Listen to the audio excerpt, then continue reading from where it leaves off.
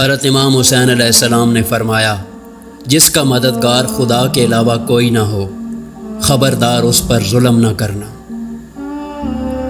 جب تم جان لو کہ تم حق پر ہو تو پھر نہ جان کی پرواہ کرو نہ مال کی۔ اس قوم کو کبھی فلاح حاصل نہیں ہو سکتی جس نے خدا کو ناراض کر کے مخلوق کی مرضی خرید لی۔ اگر دنیا میں انقلاب لانا چاہتے ہو تو تہذیب نفس کا آغاز خود سے کرو، دنیا خود بدل جائے گی۔ اگر جسموں کے لیے موت ہی مقدر ہے تو انسانوں کو راہ خدا میں شہید ہونا بہتر ہے۔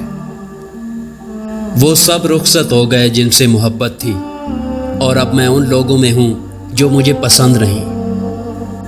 حضرت امام حسین رضی اللہ تعالیٰ عنہ نے فرمایا، ذلت برداشت کرنے سے موت بہتر ہے۔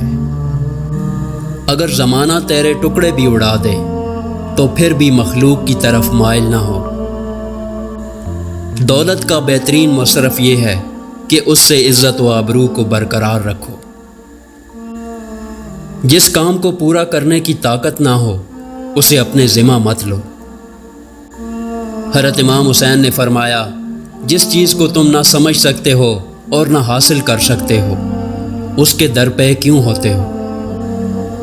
کسی شے کی زیادہ خواہش اور حرص محض بری ہی نہیں، مہلک بھی ہوتی ہے۔ بہترین سکون یہ ہے کہ خدا کی اطاعت پر خوش رہو۔ اپنے کام کے صلے کی واجب سے زیادہ امید نہ رکھو۔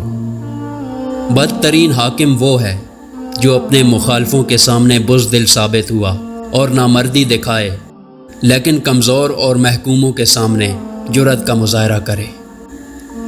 جلد بازی حماقت ہے اور یہ انسان کی بدترین کمزوری ہے۔ جو کوئی اپنے مذہب کو قیاس کے ترازو میں تولتا ہے وہ ہمیشہ شکوک و شبہات میں پڑا رہتا ہے۔